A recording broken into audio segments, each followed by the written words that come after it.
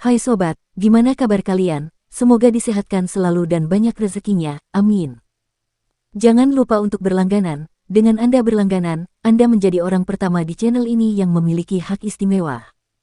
Pada kesempatan kali ini, Sabta Novel akan melanjutkan Sword of Coming episode 41. Untuk melihat video selengkapnya, sahabat bisa kunjungi playlist yang telah Mimin sediakan. Yuk mari, kita berimajinasi bersama dan masuk ke alur ceritanya.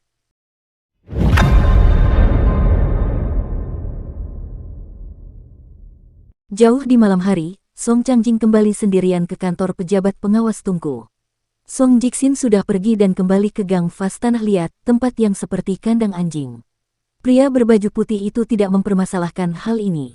Sebagai seorang jenderal garis depan yang telah memimpin pasukan berperang selama bertahun-tahun, dan sebagai seseorang yang masih bisa tidur nyenyak di tengah lautan darah dan tumpukan mayat, dia tentu tidak merasa keponakannya telah diperlakukan dengan buruk selama beberapa tahun terakhir ini. Meskipun dia telah dilempar ke kota kecil ini, setidaknya dia bisa kembali ke ibu kota Kekaisaran Li Agung dalam keadaan hidup. Ini sudah cukup bagus. Kepala pengurus tua kantor pengawasan Tungku telah menunggu di luar gerbang sepanjang waktu, dengan sebuah lentera di tangannya. Song Changjing berjalan melalui pintu samping yang hanya memiliki satu pintu terbuka. Ia kemudian terus melangkah maju, sambil berkata, tidak perlu memimpin jalan. Pelayan tua itu mengangguk tanda mengerti. Ia memperlambat langkahnya sebelum pergi tanpa suara. Kantor pejabat pengawas Tungku terletak di Jalan Fortune, dan ini bukanlah bangunan yang mewah. Bahkan, bangunan itu jauh lebih kecil daripada tempat tinggal klan Lu dan klan Li. Pejabat pengawas Tungku sebelumnya, yang sah, telah menjalani kehidupan yang jujur dan hemat.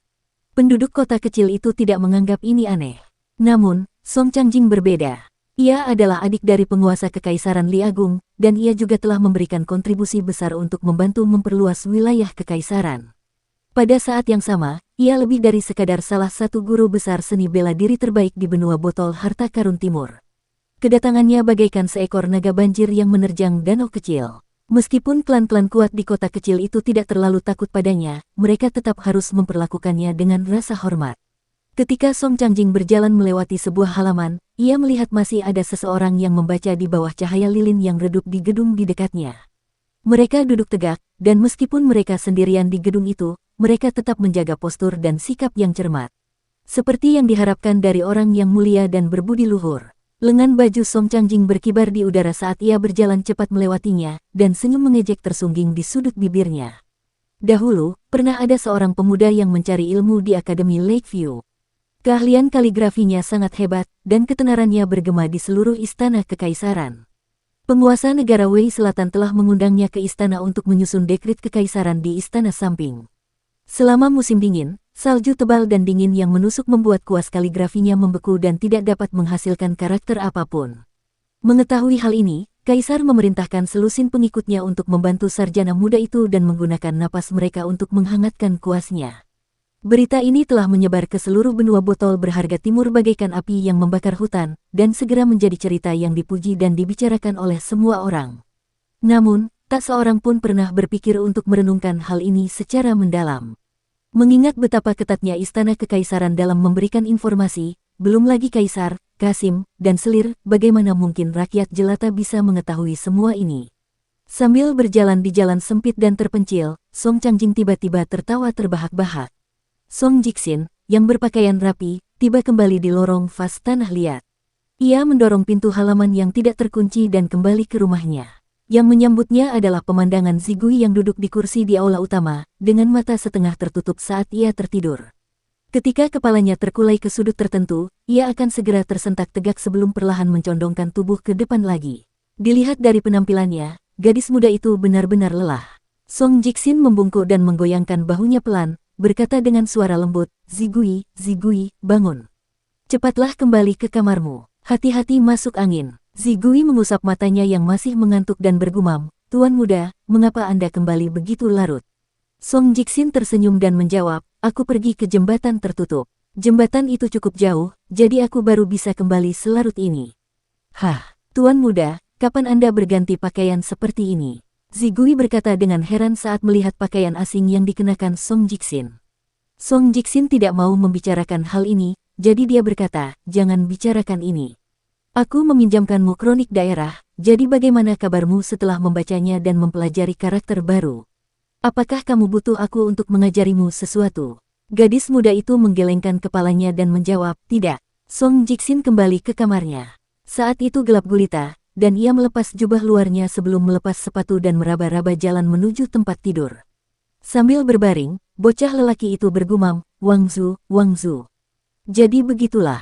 Zigui juga kembali ke kamarnya, meniup lilin, dan naik ke tempat tidur. Saat dia meringkuk di balik selimut, terdengar suara gemerisik lembut dan terus-menerus seolah-olah seseorang bersembunyi di balik selimut dan mengunyah sesuatu. Pada akhirnya, dia pun bersendawa puas. Sementara itu, meskipun Liu Xian yang masih belum menjadi murid resmi Master Ruan, sudah sangat jelas bagi yang lain bahwa Master Ruan sangat menghormati anak muda yang tinggi dan tegap ini. Kalau tidak mungkin dia akan mengajarinya secara pribadi cara menempa bilah pedang. Tidak semua orang diizinkan memasuki deretan bangunan pandai besi itu. Saat istirahat makan siang, seorang pemuda yang pernah bekerja di tungku pembakaran naga berlari ke arah Liu Xianyang dan mengatakan kepadanya bahwa seseorang sedang mencarinya. Dia mengernyitkan alis dan mengedipkan mata, dan ekspresinya tampak sangat jenaka dan menggoda. Dia mengatakan bahwa seorang wanita yang bahkan lebih cantik daripada wanita-wanita di jalan keberuntungan sedang mencari Liu Xianyang. Liu Xianyang mengikutinya sambil menyeringai. Namun, dia sebenarnya merasa sangat serius. Benar saja, dia melihat wanita ramping itu berdiri di dekat sumur. Di dekatnya, para pemuda bekerja sangat keras saat mereka menggali sumur. Seperti yang dikatakan oleh sarjana muda Song Jiksin, Liu Xianyang memang seorang desa yang tidak tahu banyak. Namun, menentukan apakah seorang wanita cantik atau tidak ada hubungannya dengan berapa banyak buku yang telah dibaca. Tidak juga ada hubungannya dengan apakah seseorang melek huruf atau tidak. Mungkin anak muda itu tidak tahu, tetapi menyebut seseorang cantik hanyalah pernyataan yang sangat umum. Di bawah payung kecantikan ini, ada tipe yang menawan, di mana wanita akan tampak bermartabat dan memikat secara alami. Tipe kecantikan ini sangat menggetarkan jiwa. Kalau ada yang ingin mendefinisikan kecantikan yang menawan, mungkin dia adalah wanita yang memiliki alis ramping dan memabukkan. Wanita asing yang berdiri di hadapannya itu memiliki alis yang ramping seperti ranting pohon willow dan dahi yang sehalus dan secerah batu giok. Dia datang sendiri hari ini, dan dia tidak tampak seperti datang untuk menuduh Liu Xian yang melakukan kesalahan. Dia juga tidak tampak datang untuk menekan dan menindasnya. Liu Xian yang menghela napas lega setelah melihat ini. Dia mengakui bahwa wanita ini sangat cantik, dan dia mengakui bahwa dia memang memiliki sikap yang anggun dan bermartabat. Jika dia pernah bertemu wanita seperti itu di jalan di masa lalu, mungkin dia akan menoleh dan bersiul padanya. Namun, ini tidak berarti bahwa dia telah jatuh cinta padanya. Liu Xian yang hanya pernah menyukai satu gadis, pembantu dari Clive Vaseeli. Ini adalah kasusnya sekarang, dan itu akan menjadi kasusnya di masa depan. Liu Xian yang berjalan menuju sungai bersama wanita cantik itu, dan berkata dengan suara tegas, "Nyonya, jika Anda mencoba meyakinkan saya untuk menjual pusaka keluarga saya kepada Anda, saya sarankan Anda menyerah saja." Wanita itu tersenyum manis dan menjawab, "Jangan cepat-cepat menolak tawaranku. Izinkan aku menjelaskan manfaat dan seluk-beluknya terlebih dahulu, baru setelah kau selesai mendengarkan, kau bisa memutuskan lagi." Ekspresi anak laki-laki itu tetap tidak berubah, dan dia sengaja terus bersikap santai dan tanpa beban. Namun, hatinya sudah hancur. Di kejauhan, seorang gadis muda berpakaian hijau berjongkok di dekat bengkel pandai besi dengan semangkuk nasi di tangannya. Nasi itu ditumpuk begitu tinggi hingga membentuk piramida yang menjorok jauh di atas sisi mangkuk. Dia mengangkat mangkuk nasi dan mulai melahapnya. Setelah menghancurkan piramida, dia melihat sekilas perut babi rebus yang dia sembunyikan di dalam mangkuk nasi. Dia berseri-seri karena bahagia, dan diam-diam berbalik untuk membelakangi pria yang perlahan-lahan memakan mangkuk nasinya sendiri. "Ayah, tidakkah ayah akan menghentikan wanita asing itu?" tanyanya. "Tidak," jawab lelaki itu dengan suara rendah dan teredam. Gadis muda berpakaian hijau itu merasa sedikit cemas, dan berkata, "Tapi dia akan menjadi murid pembukamu di masa depan. Apakah kamu tidak takut dia akan tersesat?" "Itu hanya berarti dia tidak punya cukup harta," jawab lelaki itu dengan tenang. "Ayah, tidakkah ayah merasa sangat kasihan?" tanya gadis itu dengan ekspresi bingung. Misalnya, ketika dia melihat makanan penutup yang lezat dan nikmat di toko-toko. Baiklah jika dia tidak punya uang.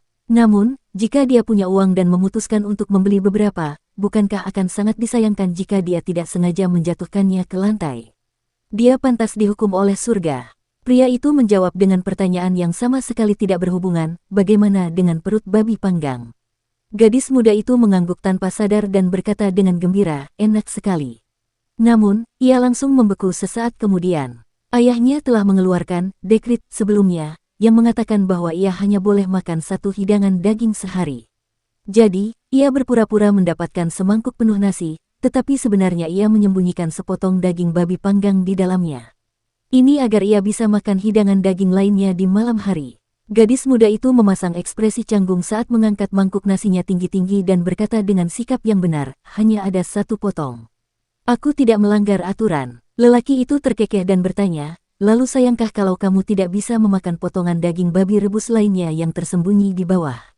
Gadis muda itu membuka mulutnya, tetapi dia tidak tahu harus berkata apa. Ekspresinya pucat, dan seolah-olah dia baru saja disambar petir. Pria itu terus saja menaburkan garam pada luka putrinya dengan berkata, kalau saja kamu tidak begitu kepo dan mengomentari keadaan Liu Xianyang, aku pasti sudah menutup mata terhadap perilakumu. Gadis muda itu tidak mengucapkan sepatah kata pun saat ia perlahan menggigit potongan daging babi panggang itu.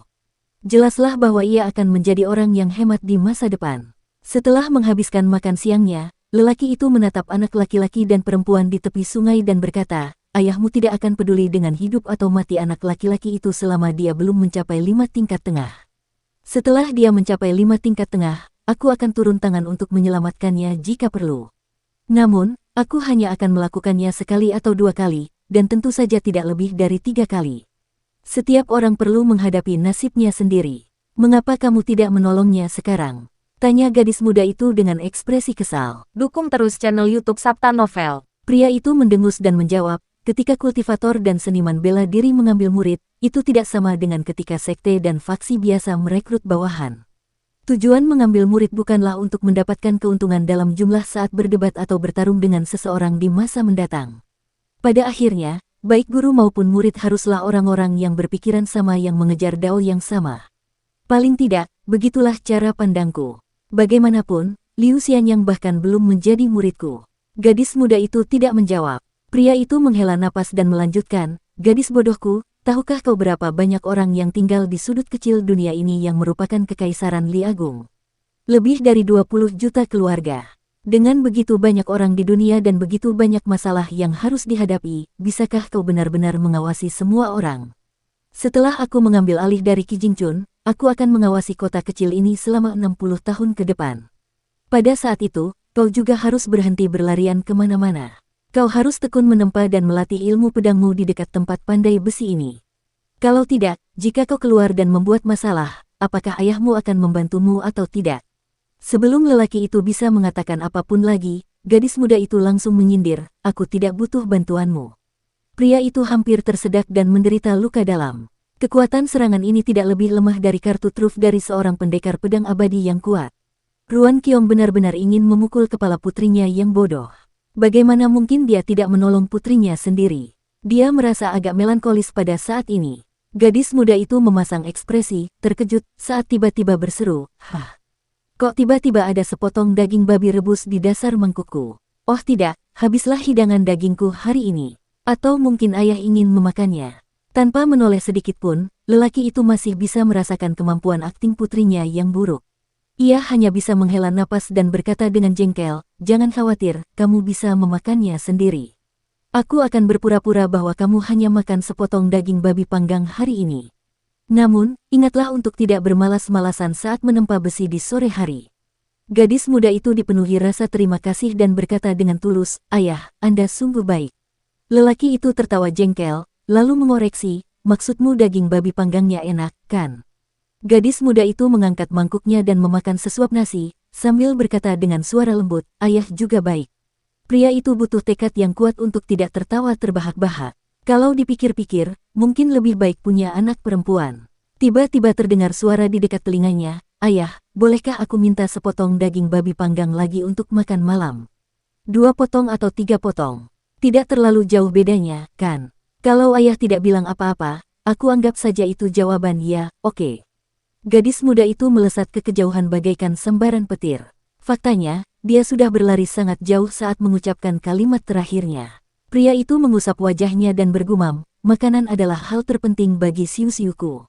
Setelah mengunjungi sejumlah jalan dan lembah serta mengantarkan semua surat, Chen Ping'an membeli sarapan dan membawanya kembali ke Ning Yao, yang masih tinggal di rumahnya di lorong Vas Tanah Liat. Sambil makan, Chen Ping'an mulai meramu obat dengan cekatan. Ning Yao mengenakan jubah baru hari ini, berwarna hijau tua dan penampilannya sangat anggun.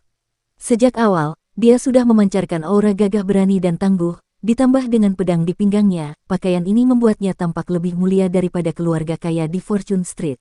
Dia ragu sejenak sebelum berkata, jika kamu benar-benar ingin mulai mempelajari panduan mengguncang gunung sekarang, ada 3 hal yang perlu kamu lakukan sebelum kamu dapat mulai berlatih teknik tinju, meditasi berdiri, meditasi berjalan, dan meditasi tidur. Meditasi tidur lebih difokuskan pada akumulasi di dalam titik akupuntur dan sirkulasi napas seseorang. Cukup sulit untuk dijelaskan dengan kata-kata, jadi mari kita bahas nanti. Mengenai meditasi berdiri dan meditasi berjalan, keduanya tidak memiliki persyaratan ketat dalam hal bakat dan kemampuan seseorang. Jadi, kamu dapat berlatih keduanya dengan tekun mengikuti posisi yang diilustrasikan dalam panduan mengguncang gunung. Jika kamu menaatinya, pada akhirnya hal itu akan memberimu beberapa manfaat. Bahkan jika kamu tidak dapat menjadi seniman bela diri sejati, masih ada kemungkinan bahwa hal itu dapat memperkuat fisikmu dan memperpanjang umurmu. Apakah mungkin untuk berlatih meditasi berjalan di sungai? Tanya Chen Ping'an. Ini adalah sesuatu yang pernah terpikir olehnya sebelumnya. Ning Yao mengangguk dan menjawab, tentu saja. Mulailah dengan air setinggi lutut, lalu lanjutkan ke air setinggi pinggang. Setelah itu, Anda dapat melanjutkan ke air setinggi leher. Mengikuti logikanya, Chen Ping'an bertanya, pada akhirnya, apakah aku harus benar-benar membenamkan diriku ke dalam air? Ning Yao terkekeh dingin dan berkata, oh. Kamu ingin berlatih menahan napas di bawah air. Apakah kamu akan menguasainya dan kemudian menjadi kura-kura bajingan? Catatan, bajingan dan kura-kura bercangkang lunak adalah homonim dalam bahasa Mandarin. Kita lanjut ke alur ceritanya. Chen Ping'an mendengus dan terdiam. Ning Yao merenung sejenak sebelum berkata, di sini, aku akan menunjukkan meditasi berjalan kepadamu terlebih dahulu. Perhatikan baik-baik. Ning Yao meminta Chen Ping'an untuk menyingkirkan meja. Ia kemudian melangkah maju 6 langkah, 3 langkah kecil dan 3 langkah besar. Ketika ia meletakkan kakinya setelah langkah terakhir, seolah-olah gemuruh teredam menjalar ke seluruh lantai rumah. Gadis muda itu menyelesaikannya dalam satu tarikan napas. Gerakannya tampak santai dan halus bagaikan air mengalir, dan ini membuat anak laki-laki bersandal jerami itu merasakan emosi yang tak terlukiskan. Seolah-olah ia sedang melihat air terjun yang jatuh dengan deras dan deras. Pada saat yang sama, ia juga seperti sedang melihat daun yang berputar-putar di sungai, dengan gerakan yang bebas dan lembut. Ini memang merupakan aspek mendasar dari meditasi berjalan. Namun, Chen Ping'an hanya mengetahui hal ini, tetapi dia tidak tahu mengapa demikian. Melihat kebingungan di wajahnya, Ning Yao kembali ke posisi awal dan memperagakannya lagi. Setelah selesai mendemonstrasikannya, Ning Yao berbalik dan bertanya, apakah kamu sudah mengerti sekarang? Apakah kamu ingin mencobanya? Chen Ping'an menarik napas dalam-dalam sebelum mencoba. Ia bergoyang dan terhuyung-huyung, seolah-olah ia seorang pemabuk yang putus asa. Chen Ping'an berdiri di sana dan menggaruk kepalanya. Bahkan dia sangat menyadari bahwa usahanya sangat buruk. Ning Yao memasang ekspresi muram, dan berkata dengan suara serius, coba lagi. Setelah 3 kali mencoba, Chen Ping'an memang mulai menunjukkan sedikit peningkatan. Namun, ekspresi Ning Yao sudah sekelam awan petir yang akan melepaskan badai liar. Dia tidak dapat memahami bagaimana mungkin ada orang sebodoh dan selambat Chen Ping'an di dunia ini. Bagaimana mungkin kemampuan pemahamannya begitu buruk? Bagaimana mungkin bakatnya begitu kurang? Ini benar-benar tidak ada harapan. Ning Yao telah mencapai tingkatan luar biasa dalam ilmu pedang sejak usia yang sangat muda. Latar belakang, bakat, talenta, dan visinya juga sama-sama luar biasa. Karena itu, gadis muda itu tidak dapat memahami bagaimana orang-orang di kaki gunung yang puluhan ribu mil di bawahnya itu dapat mendaki selangkah demi selangkah. Dia juga tidak dapat memahami mengapa langkah mereka begitu goyah. Pada akhirnya, gadis muda itu kehabisan ide untuk membantu Chen Ping'an. Ia takut bahwa ia akhirnya akan merasakan dorongan untuk menghunus pedangnya dan menebasnya. Tiba-tiba sebuah pikiran muncul di benaknya saat itu, dan dia menepuk bahu anak laki-laki itu dan mencoba berkata dengan nada menenangkan, Chen Ping'an, makna sebuah buku akan menjadi jelas jika kamu membacanya berkali-kali. Berlatih bela diri juga sama. Jika kamu tidak bisa merasakan sesuatu setelah berlatih 10.000 kali, maka berlatihlah ratusan ribu kali. Jika itu tidak cukup, maka berlatihlah jutaan kali. Pergi dan kumpulkan kerikilmu sekarang. Ingatlah, mereka yang kurang berbakat hanya perlu memulai lebih awal. Jangan putus asa, dan ingatlah untuk melakukannya dengan perlahan. Ketika kamu mengumpulkan kerikil di sungai, kamu dapat berlatih meditasi berjalan berulang-ulang. Chen Ping'an memikirkan hal ini, dan dia merasa itu memang masuk akal. Song Jixin pernah mengatakan sesuatu yang mirip dengan, makna sebuah buku akan menjadi jelas jika Anda membacanya berkali-kali sebelumnya, dan pepatahnya adalah, semakin banyak seseorang membaca, semakin baik pula ia menulis. Namun, Chen Ping'an merasa ucapan Ning Yao yang lain lebih masuk akal daripada kedua ucapan ini. Yaitu, jika ia tidak dapat menguasai sesuatu setelah berlatih 10.000 kali, maka ia harus berlatih ratusan ribu kali atau bahkan jutaan kali. Ada senyum di wajahnya saat dia berlari keluar dari Clay Fase Eli. Saat dia berjalan menuju sungai, dia diam-diam melafalkan metode meditasi berjalan untuk dirinya sendiri, 3 langkah kecil dan 3 langkah besar. Dia mencoba meniru gerakan Ning Yao. Chen Ping'an berkata pada dirinya sendiri sebuah kebenaran dalam benaknya. Yaitu, mungkin ia akan mencapai tingkat pencapaian kecil jika ia berlatih meditasi berjalan ini 1.000.000 kali. Dalam hal ini, pengenalan terhadap panduan mengguncang gunung adalah menyelesaikan meditasi berjalan 1.000.000 kali. Hanya setelah menyelesaikan ini ia akan memiliki hak untuk melangkah maju. Duduk sendirian di depan pintu, Ning Yao bergumam pada dirinya sendiri, mengapa aku merasa seperti telah menggali lubang besar untuknya. Dia tidak akan pingsan dan tidak bisa memanjat keluar, kan?